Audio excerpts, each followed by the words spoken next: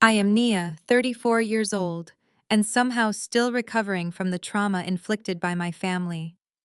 As a successful software developer and tech founder, I escaped their toxicity years ago. However, I still keep in touch occasionally, mostly to observe the elaborate illusions they desperately maintain. Last Sunday, they invited me to a fancy lunch to catch up. Between mimosas and buttered toast, my mother leaned forward, smirking. Nia, you are so lucky we still invite you to these things so you can experience a real lifestyle. Pity works wonders for them. I just took a sip of my coffee and smiled. I knew that later that night I would log in, deactivate all of the family credit accounts that I secretly funded, and email my lawyer about selling the luxury log cabin that they thought belonged to them. Before continuing this story, let me know where you started reading in the comments below. Please like and subscribe if you have ever faced family members who severely underestimated your worth. Growing up in Prince George County, Maryland, meant being viewed as highly privileged to outsiders. Our neighborhood was wealthy, but inside our sprawling colonial home, emotional coldness permeated every corner. Our six-bedroom house with its neatly manicured lawn and heated pool was a fortress of impossible expectations I could never meet. My childhood bedroom, painted pale blue at my mother, Elaine's request, despite my preference for green, became my prison and my sanctuary. From elementary to high school, I maintained upright character while participating in elite student councils and debate teams, yet I was always treated like a burden. The contrast between my treatment and my older brother Jamal's treatment was blinding. Jamal was the golden child, the son who could do no wrong. While I was forced to earn my own allowance by doing chores for neighbors, Jamal was handed the keys to brand new cars and given unlimited access to my parents' bank accounts. When I was 22, my parents abruptly stopped paying my college tuition, claiming they had hit sudden financial hardship. They forced me to drop out of school, pushing me out of the house to fend for myself. I later discovered they had drained my college fund to pay for Jamal's lavish destination wedding to his white wife, Brittany. They sacrificed my entire future so Jamal could have an ice sculpture and a private beach party. I survived by teaching myself how to code in public libraries, eventually building a software platform that revolutionized supply chain logistics. I sold a portion of my company for millions, but I kept my wealth entirely hidden from them. This brings us back to last Sunday at the dining table. The ambush was meticulously planned. We were sitting in the formal dining room when my father Elias slid a heavy stack of bank documents across the mahogany table. The papers stopped right in front of my plate. He looked at me with his usual mix of disappointment and demanding expectation. Jamal is securing a commercial loan, my father declared, his voice booming with authority. It is a massive opportunity for his real estate business. The bank requires a co-signer with a pristine credit history and zero existing mortgages. Since you rent an apartment and have no real assets, your credit profile is a perfect blank slate. We need you to sign as his guarantor right now.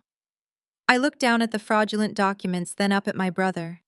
Jamal was busy cutting into his perfectly seared steak, not even bothering to look me in the eye. I asked him directly if he truly expected me to co-sign a $500,000 commercial loan. Brittany sighed loudly from across the table, rolling her blue eyes and adjusting her expensive silk blouse. She loved weaponizing her tears and throwing racial microaggressions my way. Do not start with the defensive attitude, Nia Tlai, Brittany snapped. Jamal is building generational wealth. That is something you would not understand working your little computer jobs in a cubicle. Honestly, considering you took a ride share to get here today because you cannot even afford a car, your credit score is literally the only useful thing you bring to this family. Jamal chuckled, chewing his food loudly. Go easy on her, Brittany. The bus pass is environmentally friendly. We should applaud her for reducing her carbon footprint while the rest of us drive luxury vehicles. My mother nodded enthusiastically, pouring herself another glass of wine. Your brother has a wife and two growing boys to support, Nia. You are 34, single and living in a tiny apartment. You have no real responsibilities. Family helps family. Just sign the paper so we can enjoy the rest of our lunch in peace. We sacrificed everything to give you a good life. I did not reach for the pen. Instead, I leaned back in my chair, studying the four people who had spent my entire life treating me like dirt. I am not signing anything, I said simply, my voice ringing clear in the silent room. The clinking of silverware stopped instantly. My father's face darkened, a vein pulsing visibly in his neck. He demanded to know what I had just said. I repeated myself, stating clearly that I do not co-sign loans for liabilities. Brittany slammed her hands onto the table, causing the crystal glasses to rattle loudly. She screamed that Jamal was a successful chief executive officer, while I was just a bitter dropout who could not afford a starter home. My mother joined the brutal attack, her face flushing with anger as she scolded me for being selfish. She ordered me to sign the document immediately or leave the family forever, effectively setting the stage for the ultimate betrayal and my undeniable revenge. They believed they had absolute power over my life, completely unaware that their perfect little world was about to violently crash and burn right before their very eyes. I will not sign any legal document for you, I stated firmly. Jamal slammed his fist against the table so hard his silverware bounced. You are unbelievable, Nia. You act like you are above us, but you do not even own a car. You are taking ride shares because your bank account is practically empty, and you have the nerve to judge my business ventures. Brittany chimed in, tossing her blonde hair over her shoulder with a sharp laugh. Honestly, it is embarrassing. We are trying to elevate the family name and you are dragging it down. If you sign the paper today, Jamal might buy you a used Honda just to get you off the public bus system. My father crossed his arms, his face set in a deep scowl. Your sister-in-law is making a valid point. You lack the ambition to succeed, which is exactly why you need to support the person in this family who actually has a vision. You have no assets to protect. What exactly are you afraid of losing? I looked at my father, then at my brother, and finally at Brittany. Their condescension was so thick it practically suffocated the entire room. I felt no anger toward them, only a profound, overwhelming sense of pity for their complete and utter delusion. I do not need a used car from you, Jamal, I replied smoothly. And I did not take an Uber today because I am poor. I took an Uber because my private driver had a scheduled day off, and my primary mode of transportation was undergoing routine maintenance. Brittany let out a loud, theatrical shriek of laughter. Your primary mode of transportation? What is it? A bicycle. Please stop humiliating yourself. You are making up lies just to save face because you know we are right.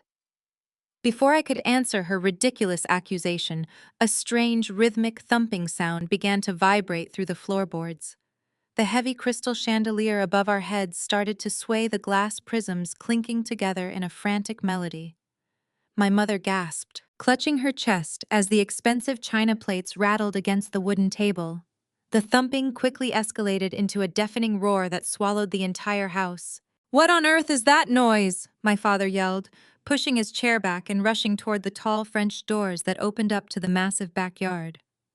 The wind whipped violently against the glass panes, tearing leaves and branches from my mother's prized oak trees. The sheer force of the sudden gale flattened her expensive rose bushes into the mud.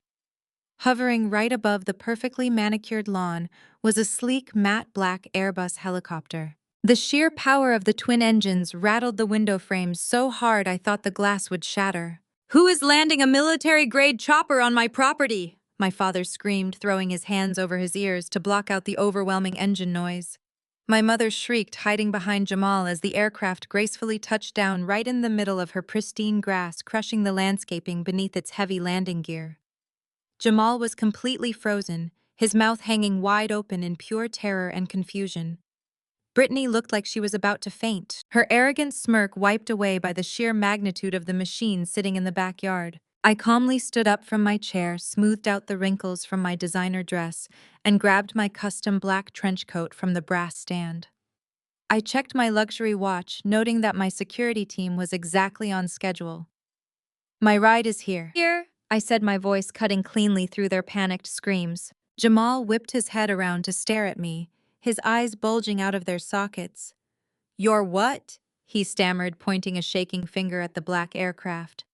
Nia, what kind of sick joke is this? Are you out of your mind? I did not bother to answer him. I casually walked past my stunned family and pushed open the French doors, stepping out onto the patio. The fierce wind from the spinning rotors whipped my hair around my face, but I did not flinch.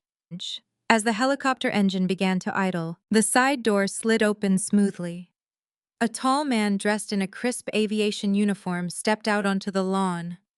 He ducked his head under the spinning blades and jogged straight toward the patio where I was standing. He stopped right in front of me, completely ignoring the four terrified people cowering inside the dining room.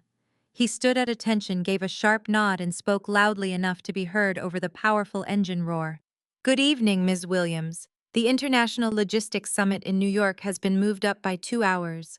Our flight plan is fully cleared and locked in by air traffic control whenever you are ready to depart, boss." The word echoed through the patio doors and struck my family like a physical blow. "Boss!" My mother gasped, her legs giving out completely. She sank heavily onto the nearest dining chair, fanning her face with a napkin as she struggled to breathe. Jamal gripped the edge of the dining table, his knuckles turning white as he stared at the pilot in absolute disbelief. Brittany rushed forward toward the open doors, her face flushed red with a volatile mixture of shock and sheer outrage. "You rented a helicopter!" Brittany shrieked, her voice cracking as she pointed accusingly at the aircraft. "You spent your entire life savings to rent a chopper just to show off and intimidate us at a Sunday dinner. You are completely unhinged. There is no way you can afford this." I turned around slowly, letting the cool wind catch the edge of my coat. I looked directly into Brittany's eyes with a chilling calmness. "I did not rent it, Brittany," I replied, my voice carrying over the fading roar of the engine. "My company owns it and we own the sky." The heavy silence that followed my declaration was absolute, broken only by the rhythmic thumping of the helicopter blades slowing down on the ruined grass. Brittany stared at me, her face contorting from shock, back into that familiar mask of wealthy white entitlement she always wore to intimidate me. She crossed her arms tightly over her chest, trying to maintain her illusion of superiority, despite the overwhelming evidence sitting just 50 feet away. She marched right up to the threshold of the French doors, pointing a perfectly manicured finger at my chest. "You are completely delusional." Brittany spat, her voice trembling with rage. "You do not own an aviation company. You are a low-level administrative assistant who lives in a cramped apartment. You probably took out a massive personal loan just to stage this ridiculous stunt, all to make Jamal look bad in front of his parents. It is pathetic, Nia." Jamal stepped up right beside his wife, desperately clinging to her fabricated reality. He ran a hand over his sweating forehead and forced a loud, mocking laugh that sounded more like a choke. "Brittany is right, Mom. Do not let her scare you. Nia has always been insanely jealous of my success. She probably hired some actors and rented this piece of metal for an hour just to get out of signing the commercial loan. She is a fraud."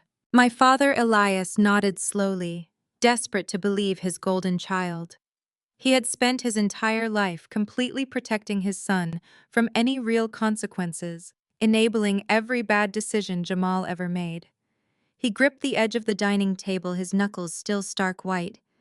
"This is exactly why we worry about your mental stability, Nia. You pull a dangerous stunt like this, destroying your mother's expensive landscaping just to throw a tantrum over a simple family favor. You need psychiatric help, not a bank document." I looked at my family, marveling at the incredible depths of their denial. I reached into the deep pocket of my custom trench coat, pulled out my smartphone, and tapped the screen twice. I opened the global tracking application designed exclusively for my executive board. I held the screen up, making sure the bright display caught the light so everyone in the room could see it clearly. "I do not work as an administrative assistant, Brittany," I stated, my voice echoing with absolute authority in the quiet dining room. "I am the founder and majority shareholder of Aerofreight Logistics. We manage international supply chain routes for 3 of the largest e-commerce conglomerates on the planet. The helicopter sitting on your crushed rose bushes is merely a company transport vehicle. We also own a fleet of 14 cargo planes, 3 private executive jets, and multiple logistics hubs stretching from North America to Southeast Asia." The sheer scale of my operations was something their narrow status-obsessed minds could never even begin to comprehend. "I did not take a rideshare today because I am broke. My personal driver had a scheduled day off, and I preferred not to drive myself." My mother. Vivian leaned forward from her chair, her eyes practically bulging out of her head as she stared at the glowing blue dots moving across the digital map on my phone screen. The undeniable reality of my success was finally shattering the pathetic narrative she had carefully constructed about me for over 3 decades. "You own all of that," she whispered, her voice barely audible over the fading engine noise outside. "You are a millionaire." "I am significantly more than a millionaire, mother," I corrected her coldly. "Which brings us back to the real reason you invited me here today. You brought me to this house to ambush me into co-signing a $500,000 commercial loan for your perfect, highly successful son." I turned my gaze slowly toward Jamal. He immediately took a step backward, bumping into the heavy wooden dining chair. The arrogance had completely drained from his face, replaced by raw, unadulterated panic. "Jamal claims he needs this massive loan to expand his booming real estate empire." I continued pacing slowly across the polished hardwood floor. "Brittany claims that Jamal is building generational wealth, while I am just a bitter spinster dragging the family name into the mud. You both mocked me for taking an Uber today, claiming it was proof of my poverty. You both thought you could easily manipulate me into tying my flawless credit to your sinking ship." "Shut up, Nia," Jamal hissed, his voice dropping to a desperate, threatening whisper. "Do not say another word. I am warning you." "Warning me." I laughed, a sharp, bitter sound that made my father flinch. "You are in absolutely no position to warn anyone about anything. Let us talk about your luxury vehicles, Jamal. Let us talk about that beautiful brand new Range Rover you love to brag about at church, and Brittany's custom white Porsche." Brittany's eyes darted nervously between me and her husband. "What about our cars? They are parked securely at our house. We took a private car service here today so we could enjoy wine with lunch. It is a responsible choice." "You did not take a car service to be responsible, Brittany," I countered, instantly stepping right up to her. "You took a car service because you literally had no other choice. This morning at exactly 8 o'clock, while the two of you were enjoying mimosas at your favorite brunch spot, two recovery trucks pulled up to your driveway. They quietly hitched up the Range Rover and the Porsche, and they towed both vehicles away. The neighbors watched the entire spectacle unfold right in front of them." "That is a lie," Brittany screamed, her face turning a blotchy, furious red. "Jamal, tell her she is a liar. Tell them our cars are sitting securely in our garage." Jamal did not answer her. He stared at the floor, his chest heaving as he struggled to pull air into his lungs. My father stepped forward, his authoritative demeanor cracking into pieces. He looked at the son he had worshipped, searching for any sign that I was fabricating this entire devastating story. "Jamal, what is your sister talking about? Why would anyone tow your vehicles? You told me your company just closed a massive commercial property deal last month." "He did not close any property deal, Dad," I said, unleashing the brutal truth they had all refused to see. "Jamal's business accounts have been completely frozen by the bank since Thursday afternoon. He has not made a single car payment in 6 months. His credit score is completely destroyed, which is exactly why the bank demanded a co-signer for this new loan. He is completely bankrupt." "No," my mother gasped, shaking her head vigorously as she stood up from her chair. "No, that is impossible. My son is a successful businessman. He provides for his family. Nia, you are making these vicious accusations just to hurt him, because you are jealous of his beautiful wife and his perfect life. We raised a king." I looked at my mother, entirely unfazed by her desperate defense of the golden child. "I am not making anything up, Vivian. You want absolute proof? Call his bank right now. Or better yet, ask him why he needs $500,000 today. Ask him what exactly he did with the money you stole from me to fund his precious business 12 years ago." The room plunged into a suffocating silence as my accusation hung in the air.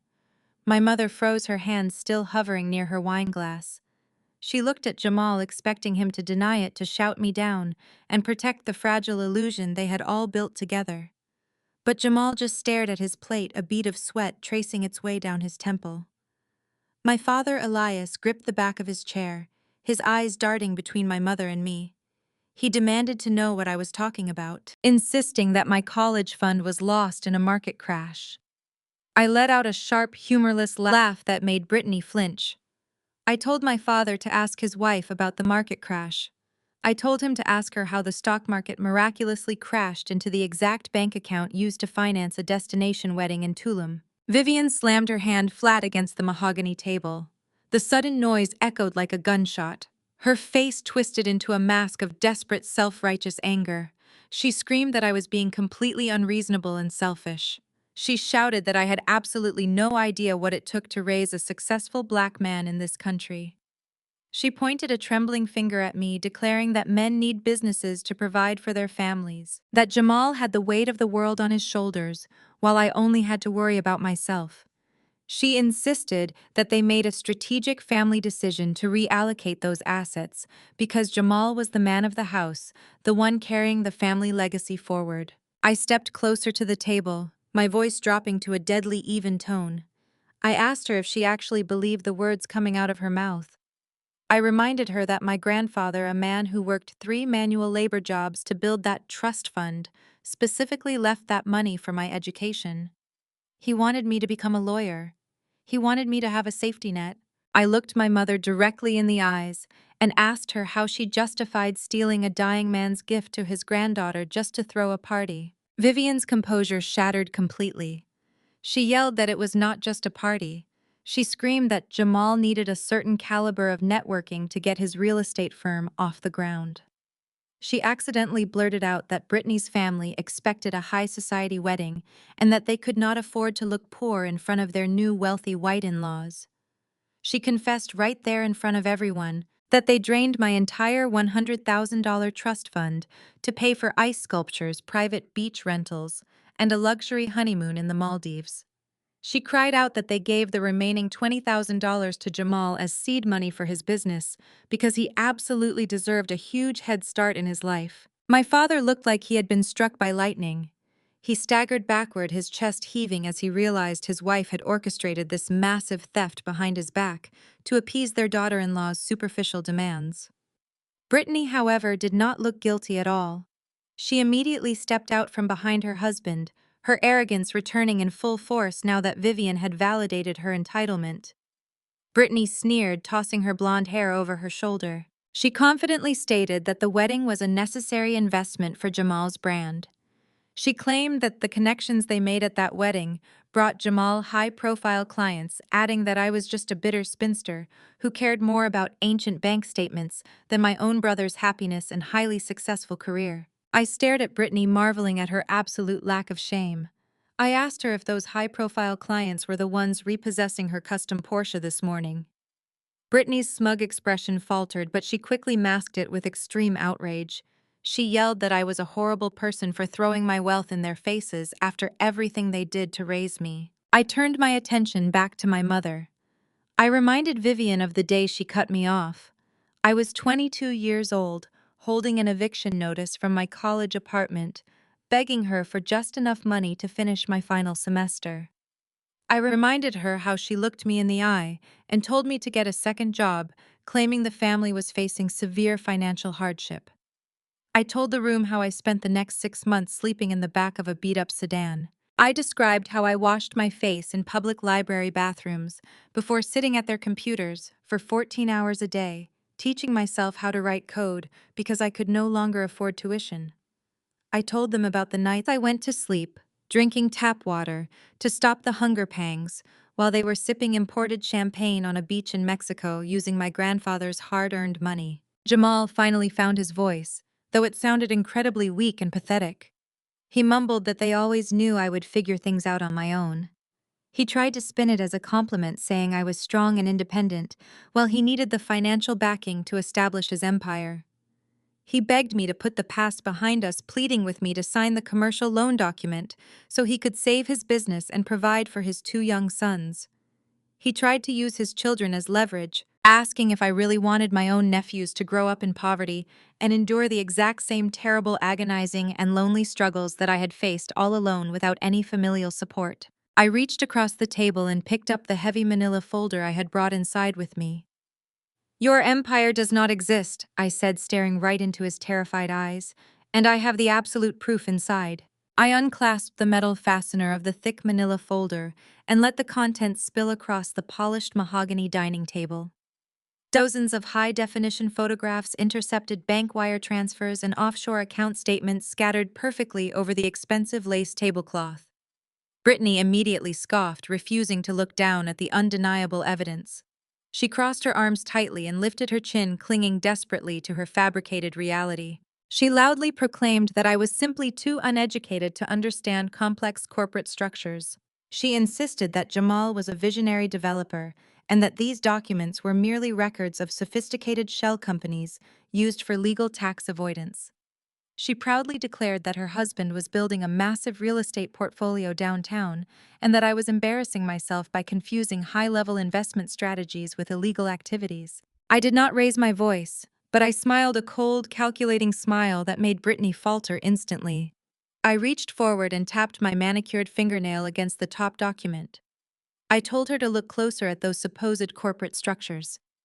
I asked her to read the bold letterhead on the primary wire transfers. They were not property deeds, and they were certainly not commercial real estate escrows. They were VIP casino ledgers, underground sports betting tabs, and highly illegal offshore crypto gambling accounts based in the Cayman Islands. Jamal let out a strangled gasp and lunged forward frantically, trying to sweep the papers off the table and into his lap. I slapped his hand away with enough force to make him stumble backward into his chair. I commanded him not to touch my property, reminding him that my heavily armed private security was standing just feet away on the patio. My father, Elias, slowly picked up one of the bank statements, his hands trembling violently.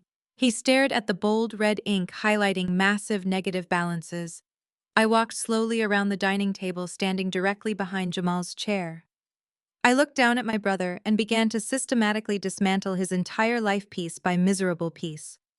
I told the room exactly how my stolen $100,000 college fund evaporated in less than 6 months. Jamal did not use a single penny of that money to buy property.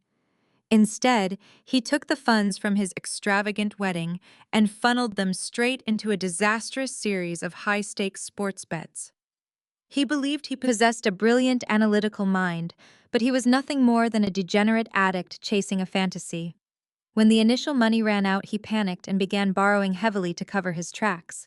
Brittany's face turned a sickening shade of gray as her eyes finally locked onto the specific dates and locations printed on the offshore ledgers. The devastating realization hit her with the force of a speeding freight train. She stammered out that Jamal had taken dozens of business trips to Las Vegas and Macau over the past 3 years to secure commercial building permits. I laughed out loud at her profound, almost comical ignorance. I informed her that nobody goes to Macau to secure building permits for residential apartments in Maryland. Those luxurious business trips were actually desperate gambling benders.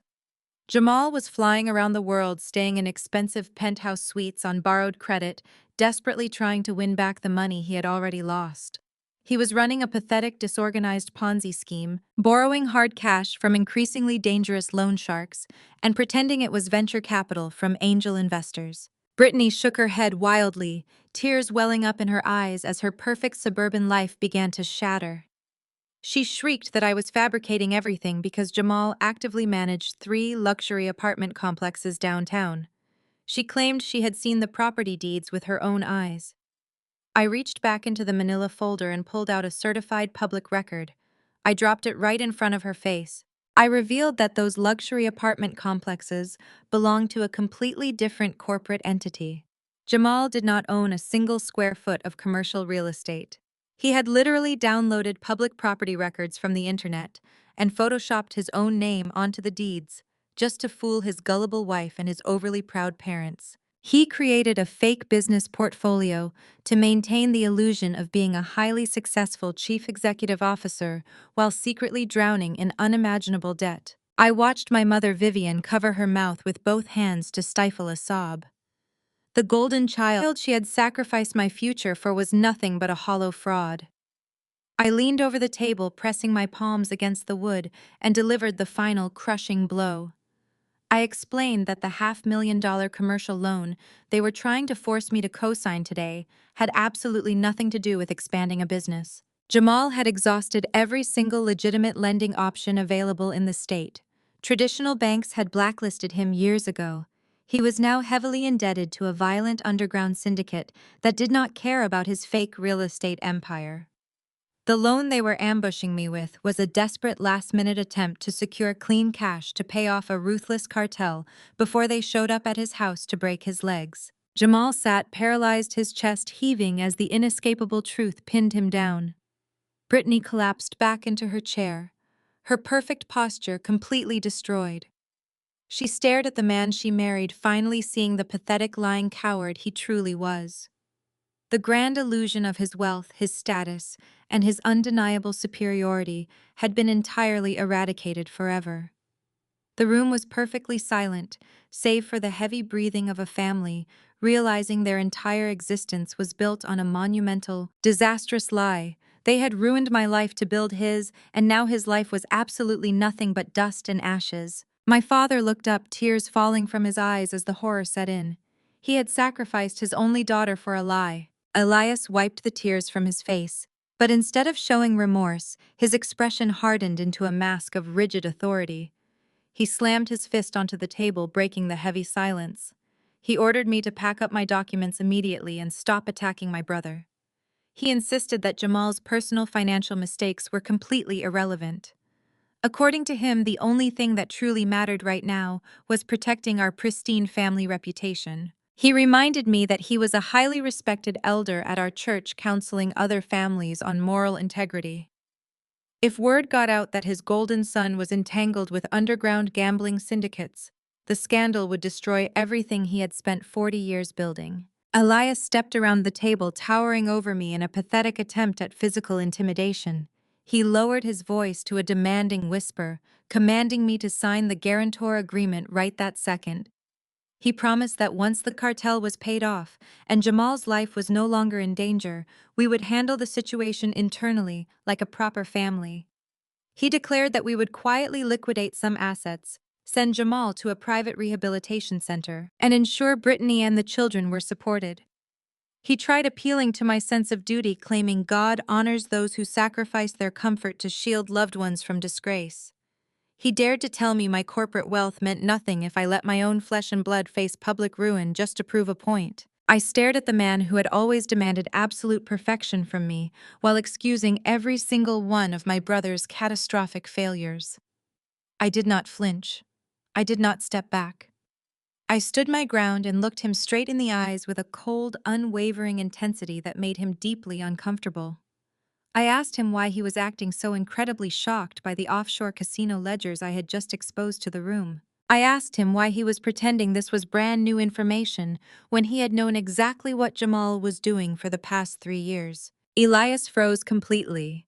His authoritative posture crumbled in a fraction of a second, his shoulders sagging as if an invisible weight had just been dropped onto his chest. He stammered nervously, frantically shaking his head, claiming he had absolutely no idea what I was implying by those statements. He looked wildly at Vivian, who was watching him with profound confusion, and then at Brittany, who was still weeping softly into her hands in total disbelief. He loudly proclaimed that he was completely innocent, that he had trusted his son blindly, and that my accusations were nothing more than a vicious attempt to turn his wife against him. I reached back into the thick manila folder resting on the mahogany table. I pulled out a separate, neatly clipped stack of banking records and held them up for everyone to see. I explained that when I hired forensic accountants to trace where my stolen college fund had gone, they uncovered a massive web of financial deceit extending far beyond Jamal's personal accounts. I separated the top document and placed it directly in front of my mother. I told Vivian to look at the routing numbers. I instructed her to read the exact dates and amounts listed. Vivian's hands shook violently as she picked up the paper. She adjusted her glasses, her eyes scanning the columns of numbers. She let out a sharp gasp, her hand flying to her mouth. She looked at her husband with absolute terror in her eyes. I did not wait for her to speak. I announced to the room that my father had not just been an innocent bystander in Jamal's downward spiral. I revealed that Elias had been secretly paying off Jamal's gambling debts for 3 entire years. He had intercepted threatening phone calls from bookies. He had quietly met with unsavory debt collectors behind the church to hand over thick envelopes of cash. When Jamal lost his initial real estate seed money, Elias did not discipline him. He did not cut him off. Instead, he covered up the mess to protect the family image. I pointed to the highlighted sections on the banking records. I explained that Elias had been steadily draining his own personal savings accounts to keep Jamal afloat. Every time Jamal placed a disastrous bet on a football game, Elias wrote a check. Every time Jamal needed to project the image of a wealthy executive to appease Brittany's expensive tastes, Elias transferred funds to cover the luxury car leases. My father had actively funded the very illusion that allowed Brittany to sit at this dining table and insult my financial status. Brittany's head snapped up. She glared at Elias, her tear-streaked face twisting with furious realization. She shrieked that her father-in-law had been subsidizing their lifestyle while knowing it was all a lie. She yelled that he had knowingly let her believe she was married to a successful entrepreneur. Vivian dropped the banking records onto the floor. She grabbed her husband by his shirt collar, her voice breaking into a hysterical sob. She demanded to know where he had gotten the hundreds of thousands of dollars required to cover Jamal's massive losses. She screamed that his personal salary from the church could never have supported such an exorbitant drain on their finances. She shook him violently, begging him to explain why their joint accounts were suddenly empty. Elias could not look at his wife. He hung his head in absolute shame. He had sacrificed his integrity, his finances, and his relationship with his daughter just to protect the fragile ego of a son who never respected him in the first place. He tried to silence me to protect the family prestige, completely unaware that I already held the very documents proving he caused their financial ruin. I watched them fall apart. I showed no mercy at all. It felt perfect. Brittany shattered the momentary silence with a piercing, hysterical sob. She threw her hands over her face, sinking to her knees right there on the expensive Persian rug. It was a spectacular, sickeningly flawless performance. She was weeping loudly, gasping for air, as if the very atmosphere in the room had been stolen from her. For a decade, I had watched her use these exact same white tears to manipulate my parents into giving her whatever she wanted. Whenever she felt cornered or challenged by a black woman, she instantly transformed into a fragile, terrified victim. She looked up at me, her blue eyes wide with manufactured terror, and pointed a shaking finger at my security guards standing in the doorway. She screamed that I had brought an armed thug into her home to threaten her family. She scrambled backward, pulling her smartphone from her designer purse with trembling hands. She shouted that she was calling 911 immediately. She declared that I was a violent, unhinged trespasser who had illegally hacked into their private bank accounts. She accused me of committing severe corporate espionage to fabricate these disgusting lies about her husband. I did not move a single inch. I just crossed my arms and watched her dial the first two digits. Jamal, however, reacted with absolute blind panic. He lunged across the dining room floor and grabbed Brittany by the wrist, frantically begging her to put the phone away. He hissed that involving law enforcement was a terrible idea. He knew exactly what would happen if detectives started poking around in his financial records. He knew they would find the offshore accounts, the illegal wire transfers, and the deep dark ties to the gambling syndicate. Brittany shoved him away, completely blinded by her own arrogant entitlement. She shrieked that she was not going to sit there and be bullied by a jealous, pathetic dropout. She insisted that the police would immediately arrest me for trespassing and extortion. She genuinely believed that her racial privilege would act as an impenetrable shield. She thought the authorities would walk into this grand estate, see a weeping white woman, and immediately put me in handcuffs without asking a single question. My mother, Vivian, rushed to Brittany's side, wrapping her arms around her daughter-in-law and glaring at me with pure hatred. Vivian yelled that I had gone entirely too far. She commanded me to leave the house before Brittany called the authorities and ruined my life. I let out a low, steady laugh that stopped them both cold. I uncrossed my arms and took 2 deliberate steps toward the trembling women on the floor. I told Brittany to press the third digit. I challenged her to hit send and put the call on speakerphone so we could all hear the dispatcher. I promised her that when the flashing red and blue lights pulled up to the front gates, I would happily hand over the entire manila folder to the responding officers. I explained in excruciating detail exactly how the police would interpret the evidence sitting on the dining table. I told her the fraud unit would be absolutely thrilled to see the paper trail linking a prominent suburban real estate firm to an illegal sports betting ring in the Caribbean. I informed her that the federal authorities would instantly seize every single asset tied to Jamal's name, including the very clothes on her back, as proceeds of organized crime. Brittany stopped crying. Her tears dried up in an instant, replaced by a cold, calculating fear. Her thumb hovered over her phone screen. I did not let up the pressure. I leaned down slightly, looking right into her panicked eyes. I asked her how she thought her prestigious country club friends would react when she was dragged out of this mansion in handcuffs as a co-conspirator to major financial fraud. I reminded her that as Jamal's legal wife, her signature was undoubtedly attached to the fraudulent tax returns used to secure their luxury car leases. I told her ignorance was not a valid legal defense when she was actively enjoying the fruits of a massive criminal enterprise. If the police came to this house today, I would leave in my helicopter, but she and Jamal would leave in the back of a squad car. My father stepped between us, his face pale and slick with nervous sweat. He begged me to lower my voice. He pleaded with Brittany to put the phone away, realizing that my logic was completely flawless. He knew a police investigation would not just expose Jamal.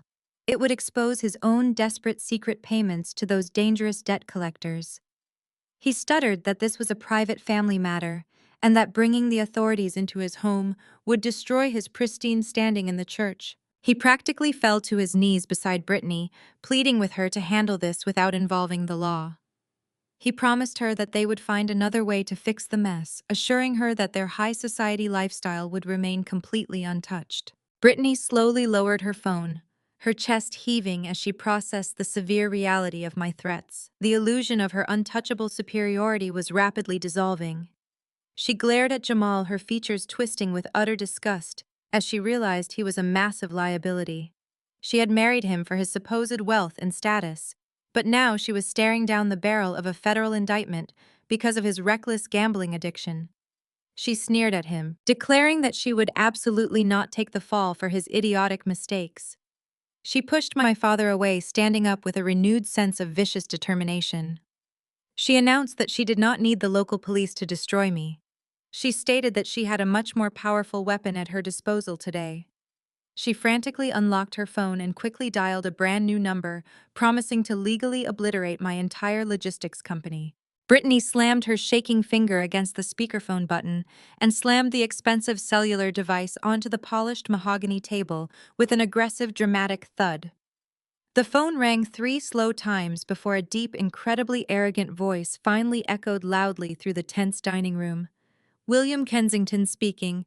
Brittany, sweetie, is everything all right? Brittany immediately launched into a frantic, tearful performance. Dad, it is an absolute disaster. Jamal's sister Nia is here at the house. She brought an armed mercenary to physically threaten us. She is trying to extort us for hundreds of thousands of dollars. She hacked into our private banking records and fabricated a bunch of disgusting lies about Jamal running an illegal gambling ring. You have to destroy her, Dad. Sue her for everything she owns and have her thrown in federal prison for corporate espionage. William let out a heavy sigh on the other end of the line. Calm down, sweetheart. I will handle this. The corporate litigator cleared his throat, shifting into his most intimidating courtroom voice. Nia, I highly suggest you listen to me very carefully. What you are doing right now constitutes severe extortion, criminal trespassing, and malicious defamation. If you do not leave that property immediately and surrender whatever fabricated documents you stole, I will personally ensure you spend the next decade in a federal penitentiary. I will freeze your assets, seize your company, and bankrupt you before the sun goes down tomorrow. Do you understand who you are dealing with? I sat down at the table. Good afternoon, William. My name is Nia Williams. I am the founder and chief executive officer of Aero Freight Logistics. I employ a legal department consisting of 47 senior corporate attorneys who handle international aviation law and high-stakes mergers on a daily basis. So to answer your question, yes, I know exactly who I am dealing with. I am dealing with a mid-level real estate lawyer who is about to watch his daughter go to federal prison. How dare you! William shouted through the speaker, his voice dripping with wealthy white indignation. You have absolutely no legal standing here. Brittany is a completely innocent spouse. If Jamal made some poor business investments, that has nothing to do with her. You are crossing a dangerous line by harassing my daughter. I leaned closer to the phone. Your daughter is not innocent, William. I have a stack of offshore financial ledgers sitting right in front of me. Your son-in-law did not make poor business investments. He committed wire fraud under Title 18, United States Code Section 1343. He funneled over $800,000 through illegal sports betting syndicates based in the Cayman Islands. He also committed severe bank fraud under Section 1344 by falsifying his real estate portfolio to secure multiple lines of credit. And guess whose signature is at the very bottom of every single one of those fraudulent joint tax returns and falsified loan applications? Your precious innocent daughter. The line went dead silent. Brittany whimpered, staring at the phone in absolute terror. That is impossible, William stammered, his courtroom bravado instantly cracking. Brittany would never sign anything illegal. She does not handle the business finances. She is simply a homemaker. Any signature you have was likely forged or obtained under false pretenses. The spousal defense will protect her completely from any of Jamal's reckless liabilities. I laughed, a sharp sound that echoed off the dining room walls. The innocent spouse defense requires that the individual had no knowledge of the understated taxes and derived no benefit from the fraudulent funds. Let us examine the willful blindness doctrine, William. Your daughter actively spent hundreds of thousands of dollars of stolen, untaxed money. She drove a custom Porsche secured by a fraudulent loan. She wore designer jewelry bought with laundered cash. She signed luxury apartment leases using fabricated proof of income. She willfully enjoyed the profits of a massive criminal enterprise. Dad, do something! Brittany screamed at the phone, tears streaming down her face. Tell her you are going to sue her. Tell her to back off. I did not let him speak. I continued reading the devastating facts. It gets even worse, William. Later, Jamal transferred $50,000 into your personal consulting firm's business account. He disguised it as a retainer fee for legal services you never actually provided. That makes you a direct recipient of laundered money. If I hand these documents over to the Internal Revenue Service and the Federal Bureau of Investigation, they will not just indict Jamal and Brittany. They will audit your entire law firm. They will pull your legal license. You will lose your practice, your country club membership, and your pristine reputation. I will not have to sue you. The federal government will dismantle your life for me. Nia, please, William said, his voice dropping an entire octave, completely stripped of its former arrogance. Let us be reasonable adults here. There is no need to involve federal authorities. We can resolve this quietly. What exactly do you want? Dad, Brittany shrieked, looking at the phone as if it had just betrayed her. What are you doing? You are supposed to destroy her. You promised you would always protect me. Shut up, Brittany! William barked through the speaker, his panic fully bleeding through. Do not say another word. You have completely compromised yourself. You lied to me about Jamal's finances. He took a shaky breath. Nia, I am advising my daughter to cooperate fully. We will not challenge you. Just please keep those documents out of the hands of the authorities. I reached forward and confidently pressed the glowing red button, ending the call instantly. Brittany stared at the dark screen in absolute disbelief, her mouth hanging wide open. The ultimate protector she had selfishly relied on her entire life had just surrendered completely. She was isolated, stripped of her white privilege, and entirely at my mercy. The silent room felt as heavy as a concrete vault after the dial tone echoed from Brittany's cellular device. She stood frozen, staring at the dark screen as if the small rectangular object had just delivered a fatal physical blow. Her entire worldview, constructed on a foundation of white privilege and unearned superiority, completely evaporated into thin air. Her powerful, untouchable father had abandoned her the absolute second his own pristine reputation was threatened. I calmly reached across the mahogany table past my trembling sister-in-law and picked up the thick stack of bank documents my father had initially slid toward my plate. I weighed the heavy paper in my hands, feeling the sheer audacity of what they had attempted to do to me today. I slowly flipped to the second page of the commercial loan agreement, running my finger down the dense columns of fine print. Let us take a very close look at this supposed business expansion loan, Jamal, I said, my voice echoing with clinical precision. When you both ambushed me today, You expected me to blindly sign the bottom line out of sheer family obligation. You assumed my lifelong desire for your approval would override my basic common sense. You thought the college dropout would not understand the complex financial jargon buried in page 4. Jamal remained glued to his chair, his breathing shallow and rapid. He refused to look at the paperwork in my hand, keeping his eyes firmly fixed on his expensive leather shoes. This is not a standard commercial real estate loan, I announced, holding the document high so my father could see the bright red stamp at the top right corner. This is a high-yield unsecured mezzanine loan from a secondary shadow lender. The interest rate is a staggering 24%.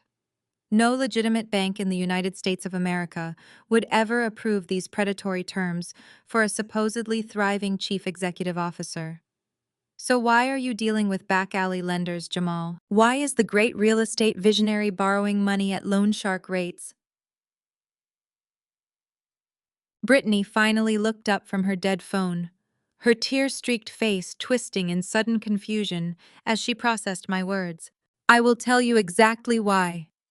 I continued stepping around the table to stand directly between my brother and his wife.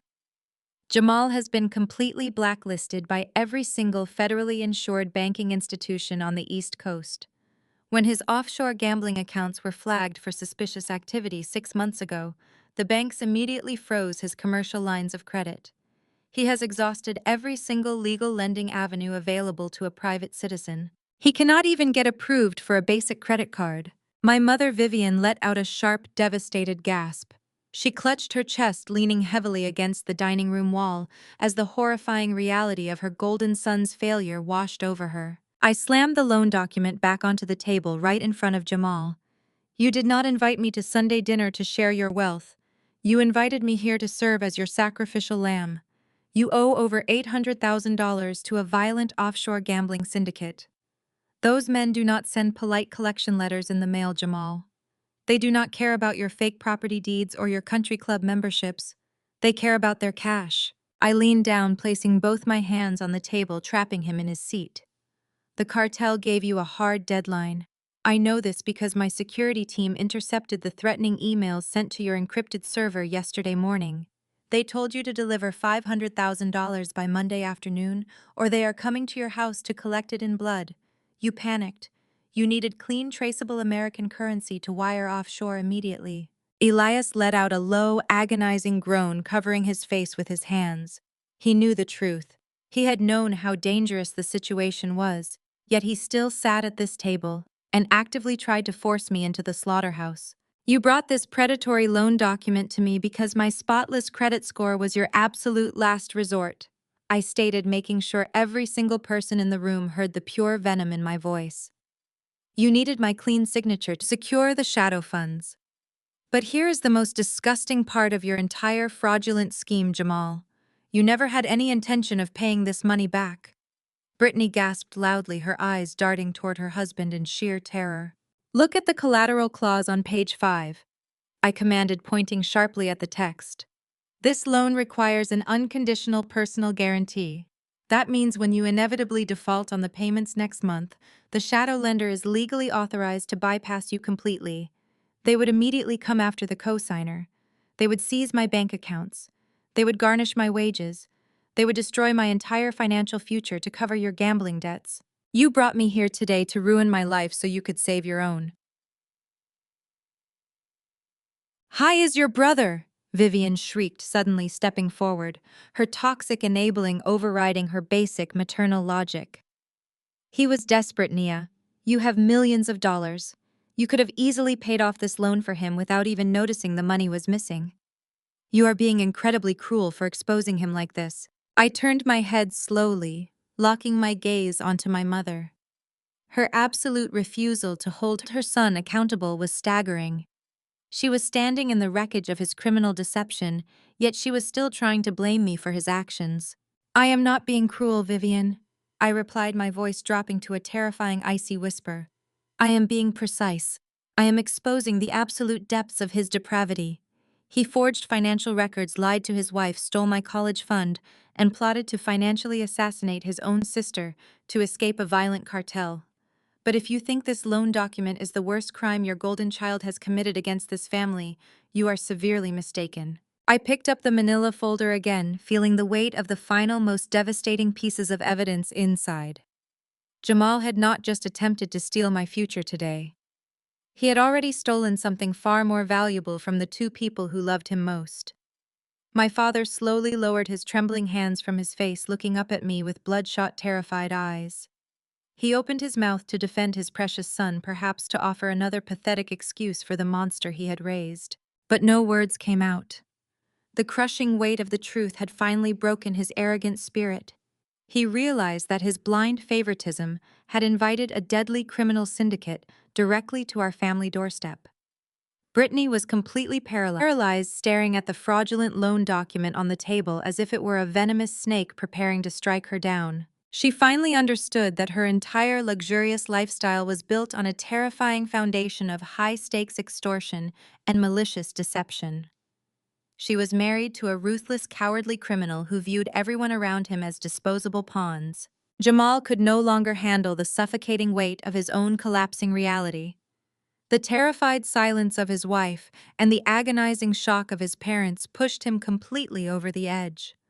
With a sudden guttural scream of pure rage, he shoved his heavy dining chair backward. The wooden legs scraped harshly against the polished floorboards. He lunged across the mahogany table directly toward me, his hands outstretched like a desperate predator making a final reckless strike. He intended to grab the manila folder, to rip the damning evidence from my hands, and to physically terrorize me into submission, just as he had always done when we were children. I did not even blink. I did not take a single step backward. Before Jamal could cross the short distance between us, a massive shadow moved from the French doors. My pilot, who was actually the highly trained head of my executive security detail, intercepted my brother with terrifying speed and absolute precision. The security officer grabbed Jamal by the collar of his expensive tailored suit and slammed him violently back down into his seat. The force of the impact rattled the crystal water glasses all over again. The guard did not draw his weapon, but he leaned over my brother, pressing a heavy hand firmly against Jamal's chest, pinning him securely against the back of the chair. "Do not move another muscle." My security chief commanded, his voice a low, lethal rumble that demanded total compliance. "If you attempt to approach Miss Williams again, I will break your arm." Jamal gasped for air, his eyes wide with humiliating defeat. He was entirely powerless, stripped of his physical intimidation, and pinned down in front of his horrified parents. I calmly adjusted the lapels of my trench coat and looked down at my older brother. He was a pathetic, broken man who had finally met a force he could not manipulate or bully. "You have always been a coward, Jamal," I said, making sure every syllable landed like a physical blow. "You resort to violence the instant your lies are exposed. But you cannot punch your way out of federal fraud, and you certainly cannot intimidate the bank." Speaking of the bank, we still have one more piece of financial ruin to discuss today. This particular crime is going to devastate you, Vivian. My mother, still leaning weakly against the dining room wall, let out a sharp, trembling gasp. She shook her head frantically, begging me to stop talking, pleading with me to spare them any more pain. I completely ignored her desperate tears. I reached into the manila folder and pulled out a thick legal document bound by a blue paper clip. I held it up so the bright afternoon light caught the official notary stamp on the front page. "This is a property deed," I announced, my voice cutting through the heavy tension in the room. "Specifically, it is the official deed to this exact house. This beautiful, sprawling 6-bedroom estate that you and Elias have lived in for 30 years. The home you constantly brag about to your friends at church. The fortress where you raised your perfect golden child." Elias stepped forward, his face pale and slick with nervous sweat. "Why do you have the deed to our house, Nia? We own this property free and clear. I paid off the final mortgage installment 5 years ago. This estate belongs to us." "It belonged to you," I corrected him sharply. "Past tense, Elias. This house is no longer free and clear. It is currently burdened by a massive high-interest second mortgage. A loan of exactly $750,000 was taken out against the equity of this property exactly 18 months ago." "That is a complete lie!" Vivian shrieked, finding a sudden burst of energy. She marched toward the table, her face flushed with absolute outrage. Elias and I never signed for a second mortgage. We have not borrowed a single dime from any bank in over a decade. You are fabricating these documents to scare us. I slammed the legal document onto the table right in front of my father. I am not fabricating anything, Vivian. Look at the signature line on page 7, Elias. Look at the names printed clearly in black ink. My father leaned over the table with trembling hands. He stared at the blue ink on the signature line, his breath hitched in his throat. "This is my signature," he whispered, his voice trembling with sheer disbelief. "And Vivian's signature is right next to it. But we never signed this paper. We never went to a bank. We never authorized a loan against our home." "I know you did not sign it," I stated, turning my gaze slowly back to Jamal, who was still pinned against his chair by my security chief. "Jamal did. Your perfect, brilliant, visionary son forged both of your signatures to secure a massive line of credit." Brittany let out a horrifying, strangled scream. She buried her face in her hands, realizing the true magnitude of her husband's criminal depravity. When the offshore gambling syndicate demanded more money, Jamal panicked. I explained, watching the total devastation wash over my parents' faces. "He had already drained your personal savings accounts. He had maxed out his own fraudulent credit cards. He needed a massive injection of cash, and he needed it fast. So he looked at the only valuable asset left in this entire family. He looked at your paid-off multi-million-dollar estate. He stole your financial identities, forged your signatures with the help of a corrupt loan sharks." "No," Elias choked out, clutching his chest as if he were having a heart attack. "My own son would never do this to us. He would never steal our home." "He did," I replied coldly, staring at my shattered father without pity. "He sold your entire life." My mother let out a sound that I had never heard before. It was a guttural, agonizing wail that seemed to tear its way out of her chest. She collapsed against the wall, sliding down the expensive floral wallpaper until she hit the hardwood floor. Elias rushed to her side, his hands shaking as he tried to comfort the woman whose financial security had just been completely obliterated. He glared up at me from the floor, his eyes swimming with a mixture of profound grief and desperate denial. He begged me to tell him this was all a terrible misunderstanding. He pleaded with me to explain that the forged second mortgage was the absolute worst of it, hoping against hope that the devastation would finally stop there. I did not offer him any comfort. I looked down at the two people who had gleefully thrown me to the wolves a decade ago. I told my father that the forged deed was only the mechanism Jamal used to pay off the cartel. It was not the source of their daily, extravagant lifestyle. I turned my attention back to the dining table. I reached into the rapidly depleting manila folder and pulled out a fresh stack of financial documents. These were printed on thick, high-quality paper, featuring the distinct blue and gold logo of my mother's primary retirement brokerage firm. I tossed the heavy stack directly onto the center of the mahogany table, right next to the fraudulent loan agreement. I instructed Vivian to look closely at the withdrawals. I told her to wipe her tears and examine the exact dates and the routing numbers attached to every single outgoing wire transfer over the past 24 months. Vivian could barely lift her head. She sobbed uncontrollably, paralyzed by the sheer magnitude of her son's betrayal. I did not wait for her to gather her strength. I decided to read the devastating numbers out loud, so everyone in the room could hear the absolute truth. I announced that Jamal had not just stolen their home. He had systematically, methodically drained every single penny from Vivian's lifelong pension and retirement accounts. Jamal violently thrashed against the heavy hand of my security chief. He screamed that I was invading their privacy, demanding that my guard release him immediately. He yelled that he was legally authorized to manage his mother's retirement portfolio because she had given him limited financial power of attorney 3 years ago to help consolidate her assets. He tried to spin his blatant theft as a sophisticated wealth management strategy that had simply suffered from temporary market fluctuations. I cut off his pathetic lies with a sharp, booming voice. I clarified that a market fluctuation does not result in 75 separate wire transfers directly into Brittany's personal checking account. I picked up the top page of the brokerage statement and read the transaction history. $10,000 withdrawn in January. $15,000 transferred in March. $22,000 siphoned out right before the summer holidays. The money did not go into mutual funds or real estate trusts. It went straight to a joint account exclusively controlled by Jamal and his wife. Brittany's face contorted into a mask of pure panic. She frantically shook her head, her blonde hair flying wildly around her shoulders. She shrieked that she had absolutely no idea where that money came from. She insisted that Jamal told her his real estate firm was generating record profits and that the wire transfers were simply his monthly executive bonuses.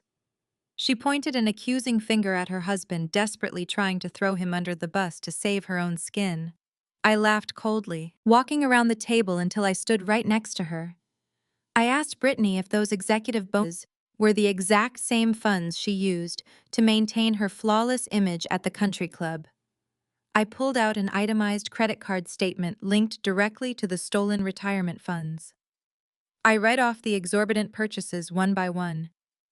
I listed the $10,000 designer handbags, the extravagant spa weekends in Miami, the custom diamond tennis bracelets, and the absurdly expensive private school tuition for her children. I turned back to my parents, making sure they understood exactly what they were hearing. I told Vivian that her 40 years of hard work, her entire nest egg, had been completely liquidated to fund her daughter-in-law's superficial vanity.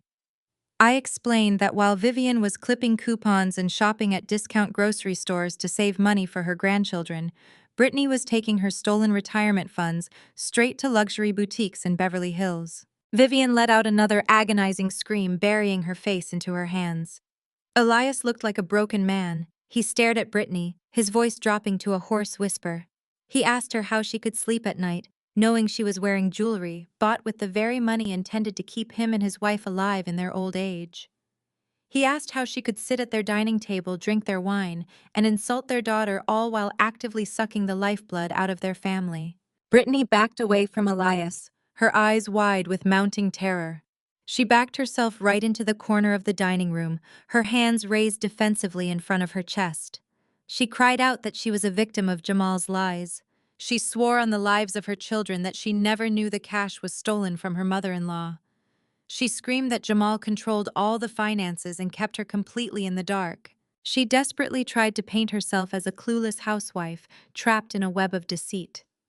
I looked at her, ready to expose her next massive lie. She thought she could escape the absolute wrath of justice, but she was completely wrong. Her web of lies was about to be entirely dismantled right before her eyes. Brittany pushed herself away from the corner of the dining room, her tear-stained face suddenly twisting into a mask of pure self-preserving viciousness. She looked at Jamal, the man she had vowed to love for better or for worse, and absolutely discarded him without a single ounce of hesitation. She screamed that she was filing for divorce the very next morning. She declared that she was taking full custody of their two sons and immediately moving back into her father's immaculate estate. She pointed a manicured finger directly at her husband's chest, loudly proclaiming that she would testify against him in federal court to ensure he rotted in a prison cell. She yelled that she was a completely innocent woman who had been maliciously tricked into marrying a broke, degenerate criminal. She sobbed theatrically, turning toward my parents to loudly demand their sympathy.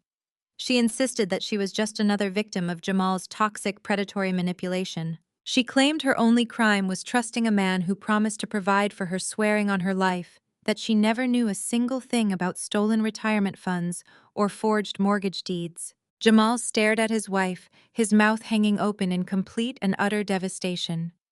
The golden child was finally realizing that the woman he had sacrificed his family, his future, and his very soul for did not actually love him.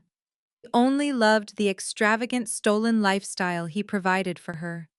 He reached his hand out toward her, weakly begging her not to abandon him when he needed her the most.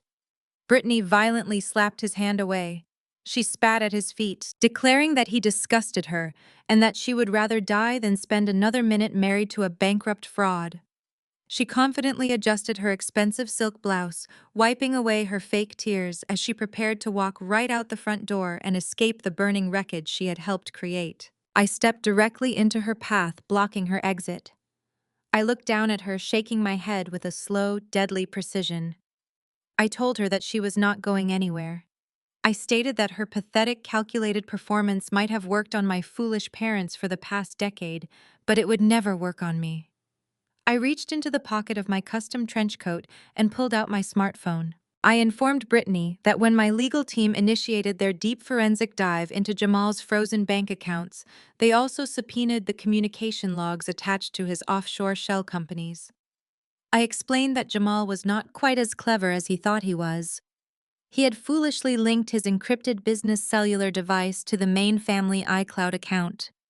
It was the exact same iCloud account that I had secretly been paying the monthly subscription fee for since I was 20 years old. That massive digital oversight gave my corporate security team unrestricted legal access to every single voicemail, text message, and recorded phone call backed up to that shared server. Brittany's face turned a horrifying ashen white. She took a staggering step backward, her arrogant posture completely collapsing. She frantically demanded to know what I was talking about. I did not bother to answer her desperate question. I turned my phone volume all the way up, tapped the screen, and pressed play on an audio file dated exactly 4 months ago. The crystal clear audio filled the silent dining room. Everyone recognized Brittany's shrill, demanding voice instantly. On the recording, she was screaming at Jamal over the phone. She yelled that she did not care if his sports bets had failed again. She demanded that he secure the funds for their upcoming luxury vacation to Aspen, regardless of the consequences. Then Jamal's panicked voice echoed from the device, pleading with his wife. He told her that his credit lines were totally exhausted and that he could not borrow another dime. Brittany's recorded response was absolutely chilling. She sharply ordered him to stop acting like a pathetic coward. She commanded him to simply log back into Vivian's online retirement portal and initiate another massive wire transfer. Jamal protested on the tape, whining that his mother's pension was almost completely drained and that Elias would eventually notice the missing funds. Brittany let out a cruel, mocking laugh on the recording. She explicitly told Jamal to forge the old bat's signature again and take the remaining $50,000. She loudly declared that his parents were foolish, gullible boomers who owed them that money for raising their precious grandchildren. I pressed the stop button. The heavy, suffocating silence returned to the dining room. The undeniable proof of Brittany's sheer malice hung in the air like toxic smoke. She was not a clueless, innocent housewife. She was the greedy, calculating architect of my parents' absolute financial ruin. She had knowingly, willfully ordered her husband to steal the last remaining pennies from an elderly woman's retirement fund just so she could go skiing in Colorado. Vivian let out a sharp, agonizing gasp. She stared at Brittany, her eyes wide with a profound, earth-shattering horror. The white daughter-in-law, she had worshipped the woman. She had drained my college fund to impress, had gleefully referred to her as a gullible old bat, while robbing her completely blind. Elias looked like he was going to be physically sick. He clenched his fists at his sides, stepping toward the woman who had happily destroyed his family from the inside out. Brittany was totally trapped. Her white tears, her false innocence, and her loud threats of calling the police were entirely neutralized by her own recorded voice. She looked wildly around the room, searching for an escape route, but my private security chief remained firmly planted in the doorway. I smiled at her, stepping closer, until we were just inches apart. I told her that the federal fraud investigators were going to absolutely love listening to that specific audio file. The agonizing sound of the recorded voice faded into the high ceilings of the formal dining room, and the toxic resonance lingered like poison in the air. Vivian remained slumped against the expensive floral wallpaper, her breath coming in short, erratic gasps. She looked at Jamal, the son she had worshipped since birth, the boy she had literally stolen my future to protect. For the first time in 34 years, the blinding veil of absolute maternal delusion was violently ripped away from her eyes. She was no longer looking at a visionary entrepreneur or a successful real estate mogul. She was staring at a cowardly, manipulative thief who had happily traded his own mother's survival for a luxury ski trip to Colorado. Elias stepped slowly toward the center of the room, his expensive leather shoes squeaking faintly against the polished hardwood floor. His shoulders were heavily slumped, completely stripped of the righteous, booming authority he usually wielded over our family. He looked down at Jamal, his eyes red and brimming with unshed tears. Elias asked his son if it was true. He asked, his voice cracking with profound devastation, if Jamal had actually logged into the retirement portal today. He asked if Jamal had actually forged his own mother's signature to steal her final $50,000. Elias begged for an explanation. He pleaded with his golden child to say that the audio recording was somehow manipulated or that his wife had forced him to execute the wire transfers against his will. Vivian crawled forward on her hands and knees, her expensive silk dress dragging across the Persian rug. She reached out with trembling fingers, grabbing the hem of Jamal's tailored suit jacket. She sobbed uncontrollably, begging her son to tell her that he did not view her terribly. She wept, asking how he could possibly drain the exact same retirement account that was meant to pay for her upcoming medical treatments and his father's prescription medications. Vivian frantically tried to offer him a final desperate excuse. She cried out that his wife must have brainwashed him, that the white woman he brought into their home had corrupted his pure heart and forced him into this horrific financial mess. Jamal looked down at his weeping mother, and then he looked up at his broken father. He did not drop to his knees to beg for their ultimate forgiveness today. He did not express a single ounce of remorse for bankrupting the two people who had sacrificed absolutely everything for his comfort. Instead, his face twisted into a grotesque mask of defensive, unadulterated rage. He violently yanked his jacket out of his mother's trembling grasp, stepping back as if her touch disgusted him. He glared at Elias and screamed that they had absolutely no right to act so incredibly shocked. He shouted that they were the ones who created this massive, suffocating nightmare in the first place. Jamal pointed an accusing finger directly at my father's chest, breathing incredibly heavily. He yelled that Elias had spent his entire life demanding absolute perfection, forcing Jamal to be the shining beacon of excellence for their entire community. He screamed that Elias constantly bragged to the church congregation about his son's massive real estate empire, piling on an unbearable amount of pressure to maintain an impossible image of extreme wealth. Jamal declared that he had to drive luxury vehicles, wear custom suits, and take his wife on extravagant vacations just to validate Elias's massive, fragile ego. He shouted that he could never admit to failing, because failure was treated like an unforgivable disease. He turned his furious gaze toward Vivian, completely ignoring her agonizing sobs on the floor. Jamal yelled that she was just as guilty. He accused his mother of coddling him his entire life, never allowing him to face a single consequence for his actions. He brutally reminded her that when he failed his college courses, she simply bought him a new car to cheer him up. He screamed that she was the one who stole my $100,000 college fund and handed it to him on a silver platter. He laughed bitterly, asking her why she was horrified. He asked why she was suddenly so horrified that he took her retirement money. He coldly stated that since she freely gave him his sister's financial future, he naturally assumed her bank accounts were fully available for his personal use. Elias staggered backward, clutching his chest as the sheer ungrateful cruelty of Jamal's words struck him like a physical blow. The golden child was entirely rejecting any personal accountability. Jamal was aggressively blaming his own parents for turning him into a monstrous, entitled criminal.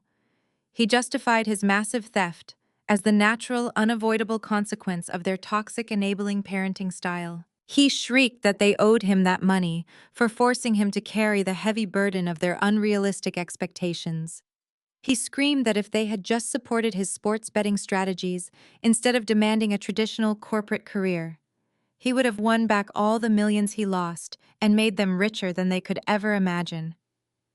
I stood silently near the French doors, watching my family absolutely implode under the crushing weight of their own terrible choices. I felt no pity for Vivian as she wept. I felt no sympathy for Elias as his worldview finally shattered today. They had spent 3 decades actively nurturing a parasite, feeding it my happiness, my education, and my future to keep it perfectly satisfied. Now that exact same parasite had turned around and completely devoured them from the inside out. They were finally reaping the catastrophic harvest of the very seeds they had sown. I stepped forward, my heels clicking. I looked at Elias and told him to brace himself. Jamal did not just use this estate to secure shadow loans. I reached into the folder, preparing to reveal his most unforgivable betrayal. He had ruined the family church completely today. I stepped away from the French doors and walked slowly back to the mahogany table. My father Elias was leaning heavily against the back of his chair, his breathing ragged and shallow. He looked like a man who had just survived a horrific car crash, only to realize the vehicle was now catching fire. He stared at me with completely hollow eyes, his mind desperately trying to comprehend how his perfect world had disintegrated in less than 30 minutes. I reached into the remaining pile of documents and pulled out a single heavily notarized folder with a thick red seal stamped across the front cover. I did not hand it to Jamal or Brittany. I slid it directly across the smooth wood until it rested right beneath my father's trembling hands. I told Elias to take a very deep breath before he opened that folder. I warned him that the forged second mortgage on this sprawling estate was merely the collateral Jamal used for the offshore sports betting syndicate. I explained that when Jamal realized the loan sharks were still coming for their exorbitant interest payments, he needed a completely separate massive injection of capital to cover his tracks. He needed an asset that was completely paid off, something that possessed immense historical and commercial value in Prince George County. Elias slowly reached for the folder. His fingers fumbled with the metal clasp. He flipped open the heavy cover, and his bloodshot eyes darted down to the bold black letters printed at the very top of the page. The color entirely drained from his face, leaving him looking like a fragile ghost. He let out a horrifying strangled gasp, stumbling backward, as if the document had physically burned him. He pointed a shaking finger at the paper, his mouth opening and closing silently. I did not wait for him to find his voice. I announced to the room that Jamal had not just stolen their personal home, he had stolen the very foundation of our entire community. I revealed that the document Elias was staring at was a commercial lien and a deed of trust transferred directly to a high-risk, unregulated cryptocurrency exchange firm. I stated clearly that the collateral listed on that terrifying legal contract was the First Mount Zion Fellowship. Jamal had secretly leveraged the exact same church where my father had served as head pastor for 25 years. Vivian let out a piercing scream that shattered the remaining tension in the room. She scrambled up from the floor, grabbing the edge of the table to support her shaking body. She looked at Jamal with pure, unadulterated horror. She cried out that the church did not even belong to them. She shrieked that the congregation had spent 40 years organizing bake sales, collecting community tithes, and securing neighborhood donations just to pay off the mortgage on that sacred sanctuary. She yelled that generations of families had been baptized, married, and buried within those walls. Jamal frantically shook his head, pushing against the heavy grip of my security chief. He desperately tried to justify his catastrophic actions. He yelled that it was supposed to be a temporary foolproof bridge loan. He screamed that he had discovered a guaranteed cryptocurrency investment that promised a 300% return within 30 days. He shouted that the algorithm was absolutely perfect and that he was going to buy the church deed back before anyone in the congregation ever noticed it was missing. He claimed he was going to use the massive crypto profits to build a brand new community center, trying to paint himself as a misunderstood savior instead of a reckless gambling thief. I laughed, a sharp and merciless sound that cut right through his pathetic excuses. I asked him how a grown man who claimed to be a visionary real estate developer could be foolish enough to risk a historic community church on a fraudulent, unregulated crypto pump and dump scheme.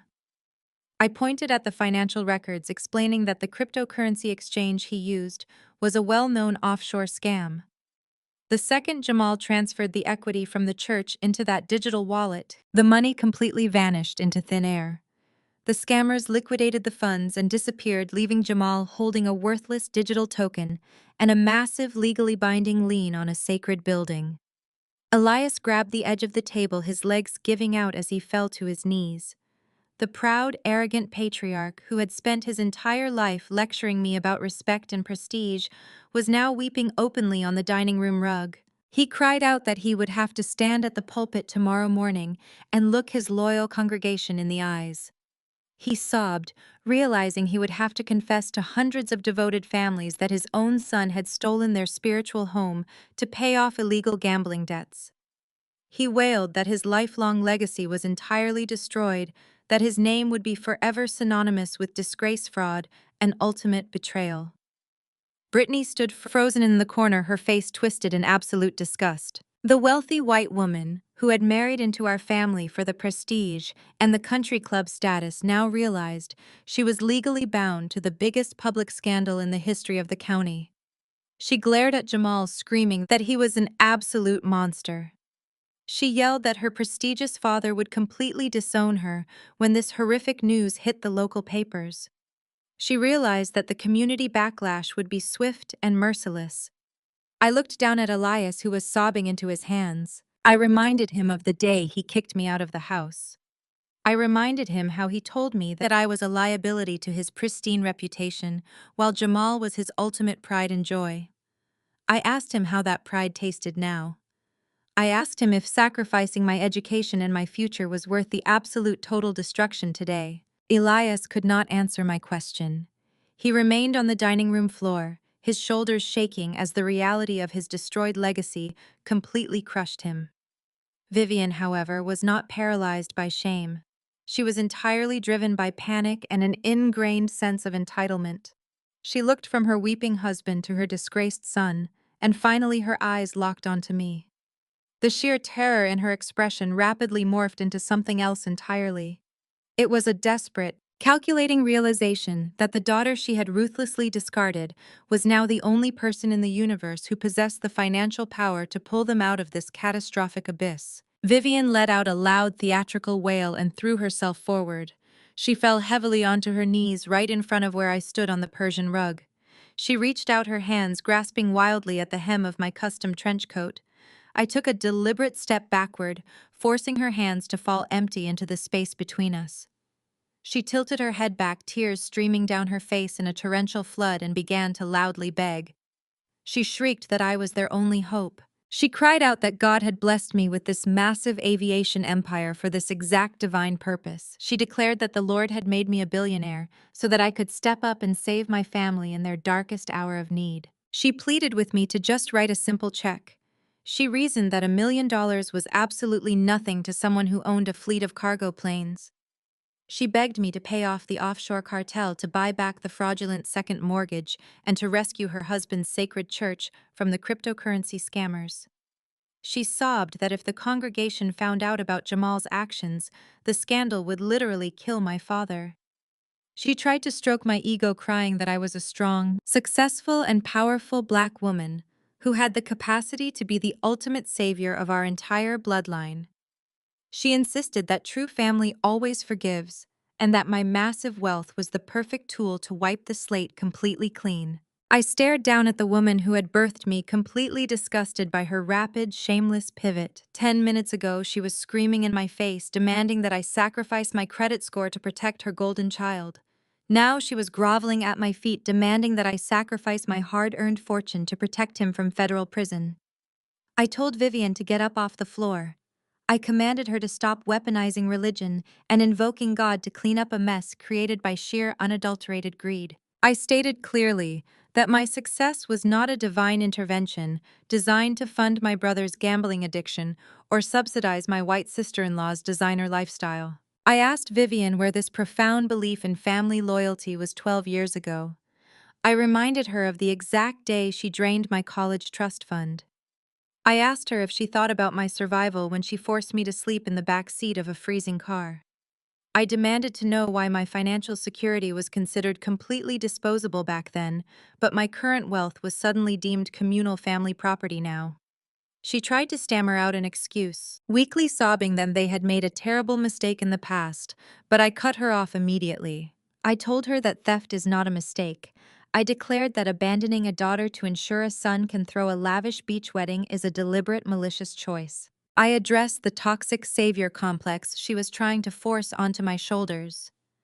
I told Vivian that I absolutely refused to play the role of the magical self-sacrificing mule for this family. I stated that society constantly expects women who look like me to endure endless abuse, only to turn around and fix everyone else's catastrophic failures with a smile. I announced that I was officially breaking that generational curse right here in this dining room. I would not write a single check to bail out a grown man who despised me. I would not spend one dime of my aviation profits to rescue an enabling father who called me a liability. Jamal lifted his head from his hands, his eyes wide with desperate rage. He yelled that I was sentencing him to death. He screamed that the cartel would literally kill him if the money was not wired by Monday afternoon. He begged me to show some basic human decency, claiming that his two young sons would grow up without a father because of my stubborn, vindictive pride. Brittany joined in, crying loudly from her corner that I was a monster for letting children suffer for the sins of adults. I looked at Jamal and Brittany with absolute zero pity. I told them that their children's future was entirely their own responsibility. I reminded Jamal that he did not think about his sons when he forged his mother's signature, and he certainly did not think about them when he gambled away a historic church.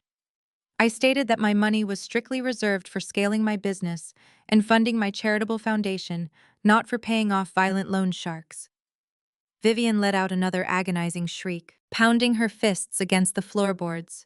She screamed that I was destroying the family, wailing that the bank would take their beautiful estate and leave them completely homeless. I looked at my mother, violently thrashing on the expensive dining room floor, fully aware that her terrifying nightmare was not even close to being over yet.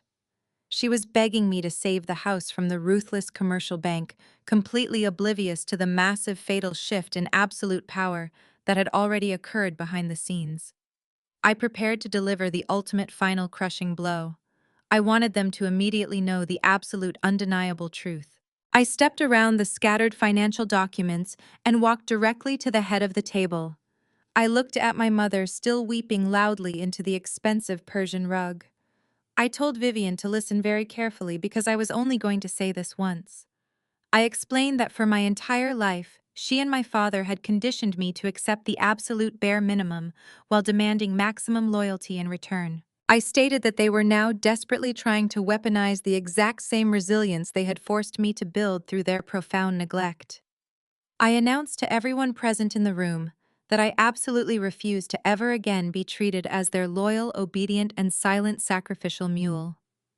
I told them that the days of the strong black woman arriving at the 11th hour to magically fix the catastrophic failures of irresponsible men were completely over. I declared that I would not let them use my gender or my race as an emotional guilt trip to extract a multi-million-dollar bailout. Vivian looked up at me with mascara running down her cheeks, sputtering that I was being incredibly heartless. She cried out that blood should mean something when a family is drowning. I let out a sharp, commanding laugh. I asked my mother where that unbreakable blood loyalty was 12 years ago. I reminded her of the brutal winter right after she and Elias cut off my college tuition. I described how I spent the month of January sleeping in the back seat of a freezing, broken-down sedan parked behind a discount grocery store. I told the room how I used to wear 3 layers of thin, thrifted sweaters just to stop my teeth from violently chattering through the night. I reminded Vivian that I had called her from a payphone on my 23rd birthday, sobbing because I had not eaten a hot meal in 4 entire days. I asked her if she remembered what she said to me during that phone call. Vivian squeezed her eyes shut frantically, shaking her head as if trying to physically block out the terrible memory. I did not let her escape the truth. I loudly repeated the exact words she had spoken to me 12 years ago. I reminded the room that Vivian had coldly told me to pray for strength, insisting that my financial struggle was a necessary character-building exercise. She had hung up the phone on her starving, freezing daughter so she could go attend a lavish cake-tasting appointment for Jamal and Brittany's destination wedding. I turned my attention to my father, who was still leaning heavily against the dining room wall. I asked Elias how he managed to stand at his church pulpit every single Sunday, preaching fiery sermons about unconditional love and charity, while fully knowing his only daughter was washing her hair in public restroom sinks. I demanded to know how he justified turning a blind eye to my absolute destitution, while secretly handing thousands of dollars in cash to his son's violent loan sharks. Elias could not meet my gaze. He stared at the floorboards, utterly humiliated by the glaring, inescapable hypocrisy of his entire existence. I then shifted my focus to Jamal, who was still pinned securely in his chair by my executive security chief. I told my brother that he had spent his entire adulthood mocking my struggle, treating my poverty as a hilarious punchline at every single family gathering. I reminded him how he used to flaunt his leased luxury vehicles and designer watches in my face, completely aware that those items were purchased with the college fund that our grandfather had explicitly meant for my education.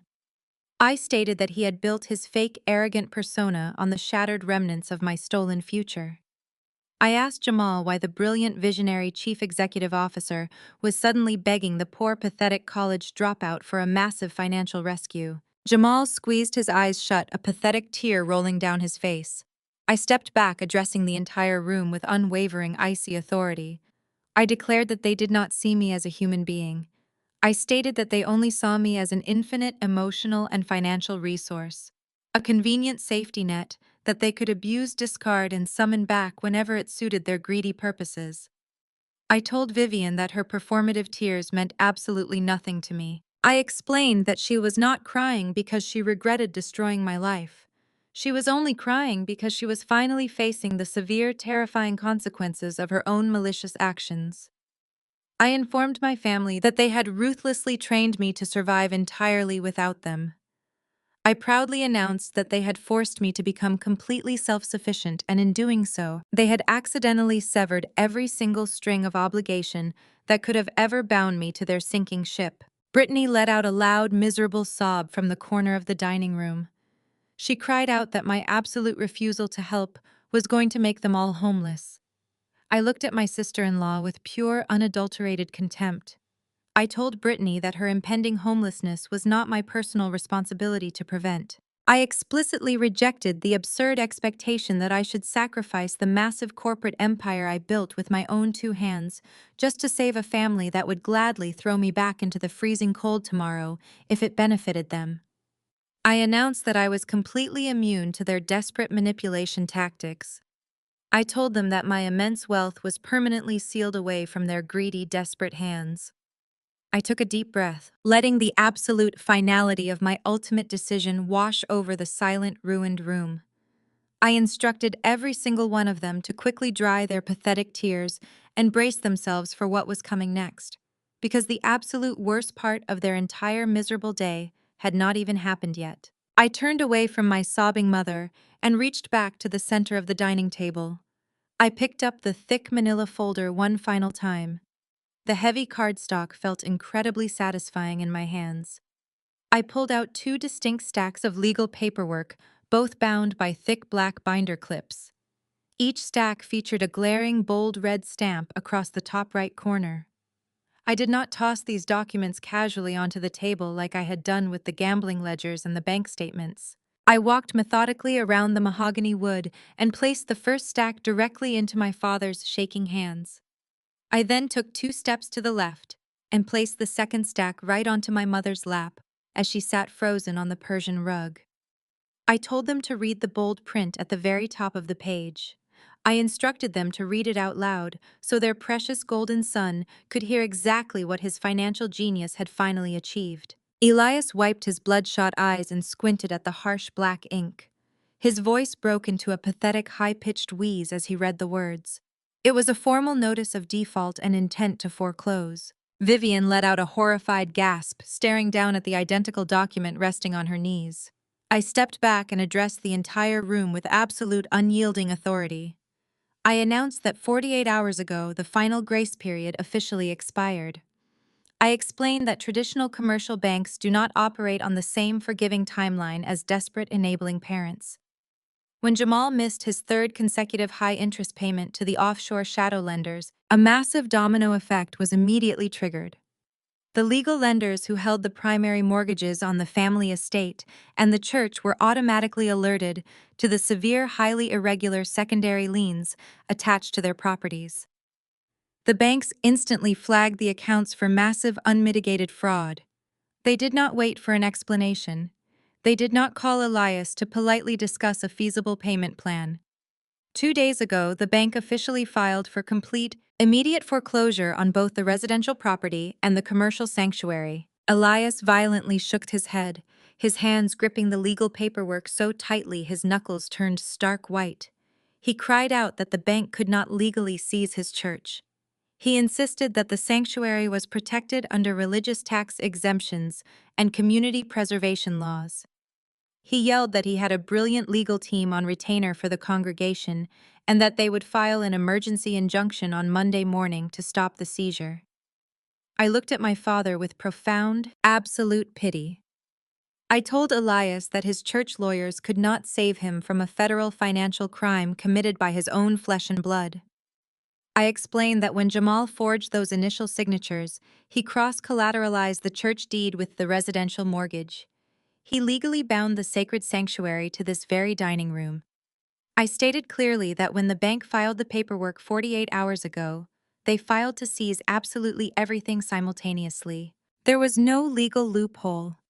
There was no emergency injunction capable of undoing a completely defaulted fraudulent loan. Brittany scrambled up from the corner of the room, her designer heels clicking frantically against the hardwood floor. She grabbed the paperwork from Elias's hands, her eyes darting aggressively across the legal jargon. She shrieked that this had to be a mistake. She yelled that she had just ordered $50,000 worth of custom Italian furniture to be delivered to this exact address next month because they were planning to move in. She screamed at Jamal, violently hitting his chest with her fists. She demanded to know where they were supposed to live when her father inevitably disowned her for this massive, humiliating public scandal. She cried out that she could not be seen living in a cheap rental apartment in a lower-class neighborhood. Her entire identity, her country club memberships, and her elite social standing were entirely dependent on the illusion of Jamal's extreme wealth. The harsh reality of impending homelessness completely shattered her fragile, entitled psyche. Jamal tried to push Brittany away, but he was completely trapped by my security chief. He looked at me with wild, desperate eyes. He yelled that the bank had to give them 90 days before they could physically lock the doors. He shouted that he still had time to find a private investor to buy out the toxic debt. He screamed that he would call every single one of his real estate contacts and raise the capital to save the properties before the county sheriff ever showed up with padlocks. I desperately clung to his delusional, inflated ego, genuinely believing he could still talk his way out of a catastrophic federal foreclosure. Vivian slammed her fists against the floorboards, creating a rhythmic, agonizing thud that echoed through the massive house. She shrieked that the community would completely crucify them. She wailed that the entire congregation would show up at the gates of this estate, holding pitchforks when they found out their spiritual home was auctioned off to the highest bidder. She screamed that the local news channels would park their broadcast vans right on her crushed rose bushes. She looked at Jamal with pure, unadulterated hatred, finally realizing that her precious son had not just ruined his own life. He had permanently, completely destroyed her entire social existence. Elias dropped his head onto the dining table, weeping loudly, as the sheer magnitude of their ruins settled into his bones. He realized that they had absolutely no money to hire defense attorneys, no credit left to secure an alternate residence, and absolutely no way to stop the relentless march of the commercial banking system. He pleaded with the empty room, asking what they were supposed to do next. He begged the universe for a miracle. I smiled, knowing the ultimate devastating truth. Elias slowly lifted his head from the polished mahogany dining table. The tears of profound defeat that had just streamed down his face were suddenly replaced by a desperate, burning indignation. He slammed his fist down, rattling the empty wine glasses. He shouted that he absolutely refused to surrender his entire life's work to a faceless corporate banking institution. He declared that he had spent over 2 decades building the first Mount Zion Fellowship into a cornerstone of the community. He promised that he would stand at his pulpit tomorrow morning, confess the financial hardship without mentioning the illegal gambling, and rally his massive congregation to start an emergency legal defense fund. He yelled that he would hire the most ruthless foreclosure defense attorneys in the state of Maryland to tie the commercial bank up in endless, grueling litigation. He insisted that no judge in the county would ever allow a predatory lender to evict a respected pastor and seize a historic sanctuary based on a forged signature. Jamal immediately latched onto his father's sudden surge of defiance. He nodded frantically, a pathetic glimmer of hope returning to his terrified eyes. He loudly agreed that the bank would never want the absolute public relations nightmare of foreclosing on a prominent black church. Jamal claimed they could trap the financial institution in years of bureaucratic red tape, forcing the bank to eventually settle the massive debt for pennies on the dollar. Brittany wiped her ruined makeup, her arrogant posture returning by a fraction. She confidently stated that her father would happily file an endless stream of injunctions to delay the eviction process until they could secure a private buyer to bail them out. They were all desperately convincing themselves that they could somehow outsmart the massive multi-billion-dollar commercial banking system. They genuinely believed that their local prestige and their sheer stubbornness would magically shield them from federal financial consequences. I stood perfectly still, watching my family construct another fragile, delusional fantasy right in front of my eyes. I waited patiently for them to finish outlining their grand, completely impossible legal defense strategy. When their frantic shouting finally died down, I took a slow, deliberate step back toward the center of the room. I asked Elias if he truly understood how severe commercial banking defaults operated in the real world. I explained that when a high-risk, secondary mezzanine loan goes into absolute default, especially one heavily tainted by blatant criminal forgery and offshore gambling ties, the primary commercial banks do not waste their valuable time fighting messy public relations battles in local county courts. I stated clearly that massive financial institutions absolutely hate dealing with toxic, highly publicized assets like foreclosed religious sanctuaries. They do not want protesters standing outside their bank branches holding signs. Instead of fighting, they immediately package the distressed debt and sell it off at a slight discount to private equity firms and independent corporate holding companies. Elias waved his hand aggressively through the air, completely dismissing my accurate financial explanation. He yelled that it absolutely did not matter which faceless corporate entity purchased the toxic debt from the primary lender. He screamed that he would fight the new private equity firm with the exact same ruthless legal strategy. He shouted that whoever held the paper would still have to drag him kicking and screaming out of his historic home and his beloved church. He pointed a shaking finger at me, declaring that I was just trying to scare them with complex corporate jargon, but he was a man of God who would never bow down to greedy corporate vultures. I reached my hand inside the sleek inner pocket of my custom black trench coat. I bypassed the empty manila folder entirely. I pulled out one final pristine heavy cardstock legal document. It was completely enclosed in a premium leather binding and featured a distinct raised gold seal stamped firmly across the bottom right corner. I did not toss this specific document onto the table. I walked directly up to my father, invading his personal space, and placed the heavy leather binder squarely onto his chest. I commanded him to open it. I instructed him to look past the standard foreclosure warnings and read the exact name of the private corporate holding company that had officially purchased their entire distressed debt portfolio from the commercial bank exactly 48 hours ago. Elias swallowed hard, his hands trembling violently as he flipped open the heavy leather cover. He stared down at the bold, undeniable print. His jaw went completely slack. His eyes widened to a terrifying degree as his brain struggled to process the devastating words on the page. His voice dropped to a hollow, barely audible whisper as he slowly read the name of the new property owner out loud. He read the words, Aero Freight Holdings and Acquisitions. The realization struck him with the catastrophic force of a speeding freight train. He looked up at me, absolute horror radiating from his entire body.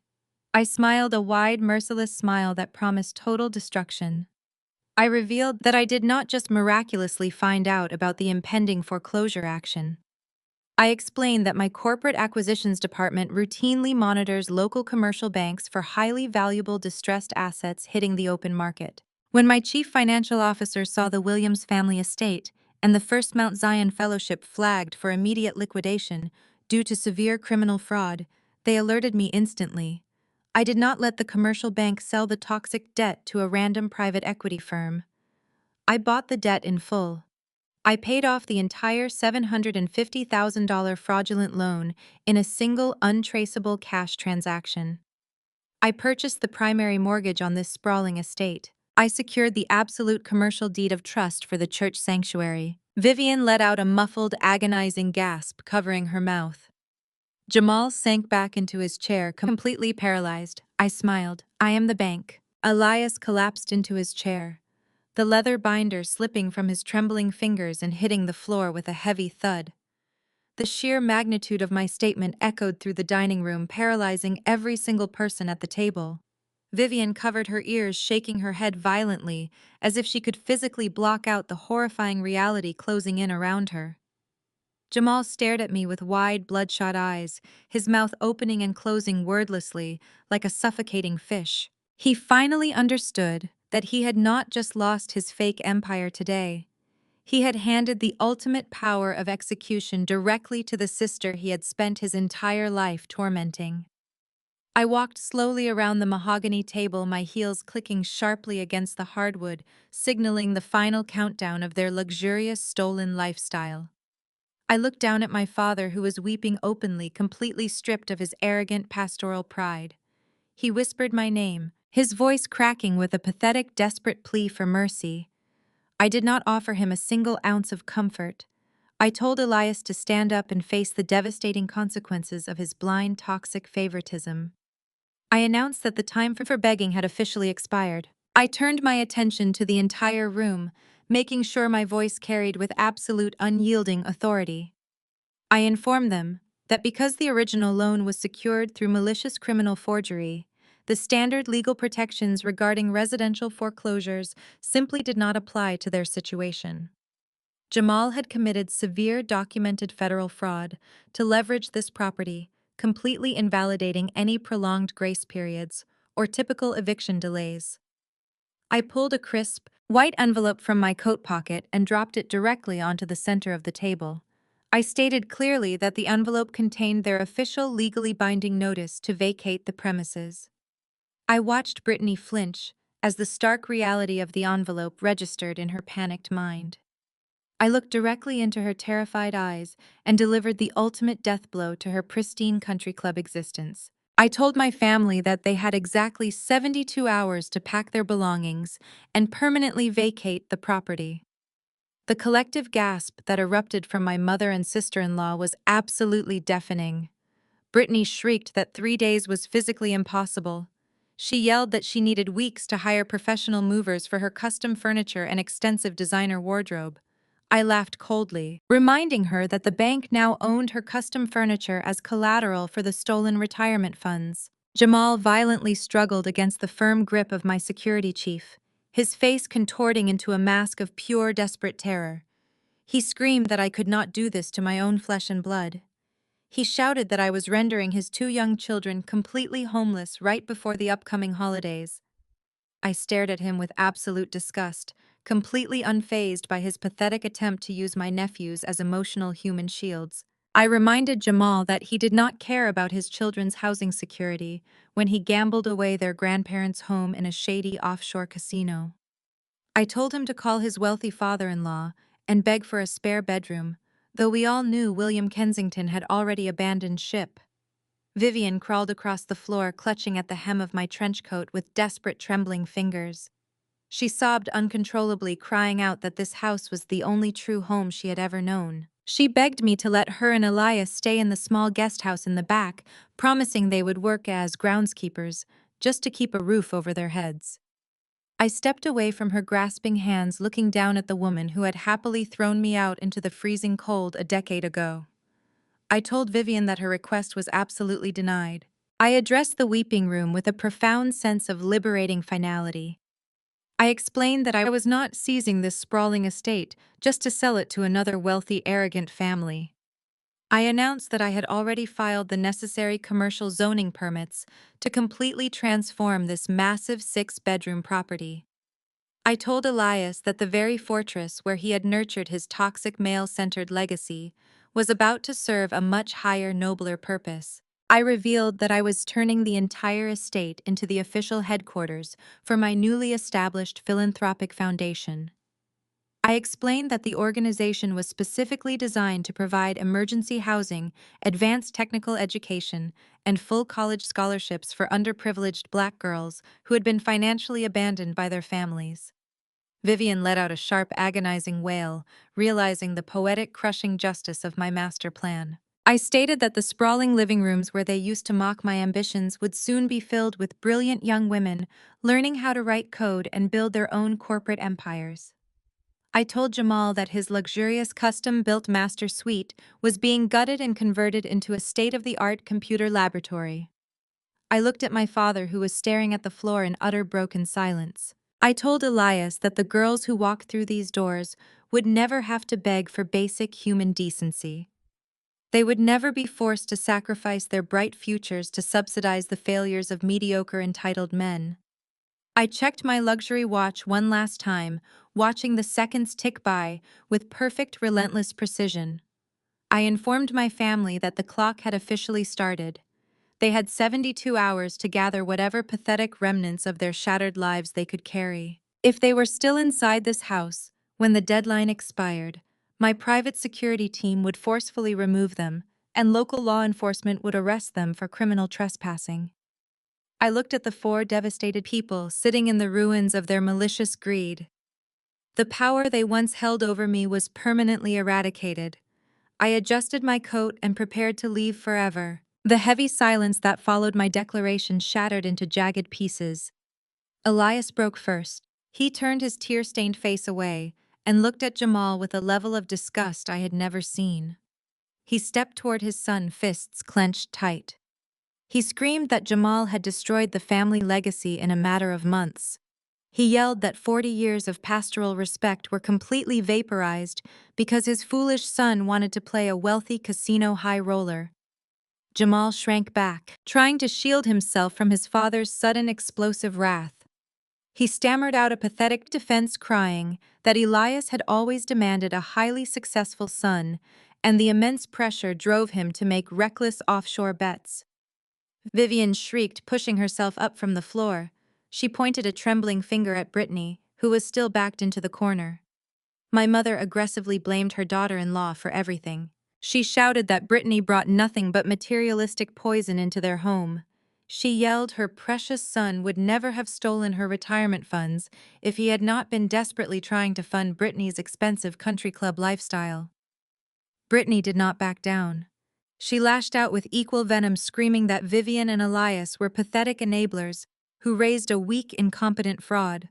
She proudly declared she was packing her bags this very second, taking her children and leaving them to rot in the streets.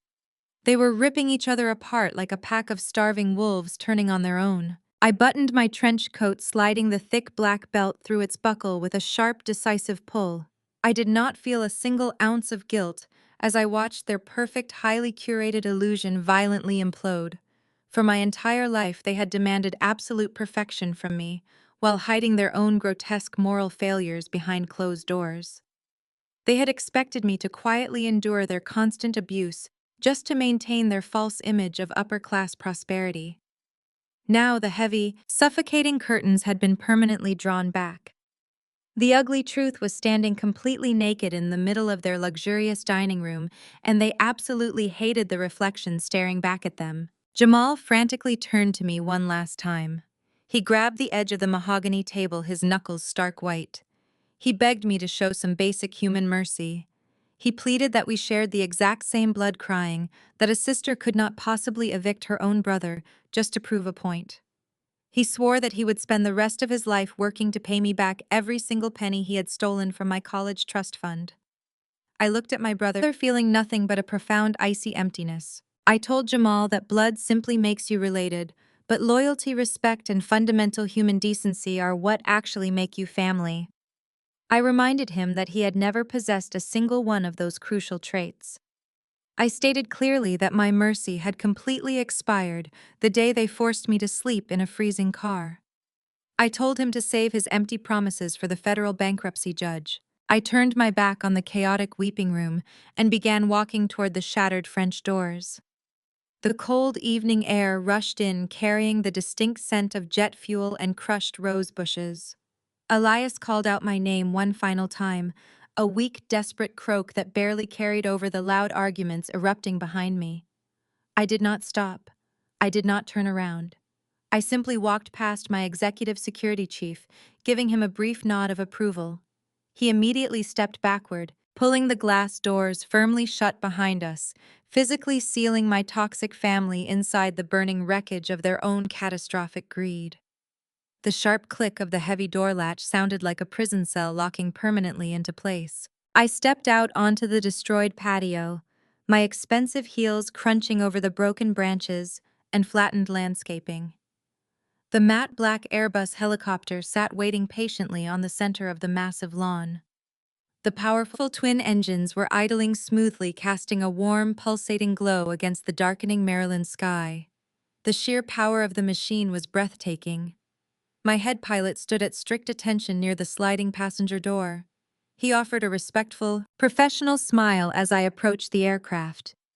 He asked me if the family meeting had concluded successfully. I smiled, a genuine expression of pure, unadulterated liberation.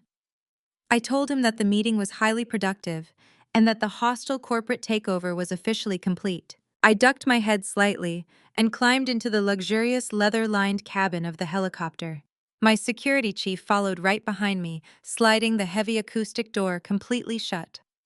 The sudden silence inside the soundproof cabin was absolutely glorious. I sank into the plush leather seat and fastened my safety harness. The pilot engaged the primary flight controls, and the powerful rotors immediately roared back to full maximum capacity. The helicopter lifted off the ground with a smooth, powerful surge of mechanical energy. We rose swiftly into the cool night air, leaving the sprawling six-bedroom estate far below us. I looked out the thick, reinforced glass window as we ascended higher into the darkening sky. I could see the tiny figures of my family standing on the patio, looking up at the sky in absolute helpless despair. They were trapped in the inescapable consequences of their own malicious actions. They had tried to bury me alive, completely unaware that I was a planted seed, ready to aggressively shatter the concrete above me. I leaned back into my seat and let out a deep, cleansing breath. The heavy chains of generational trauma and toxic family expectations were permanently broken. I was 34 years old, a highly successful corporate founder, and I was finally flying completely free. I had survived their absolute worst, and now I owned the entire sky.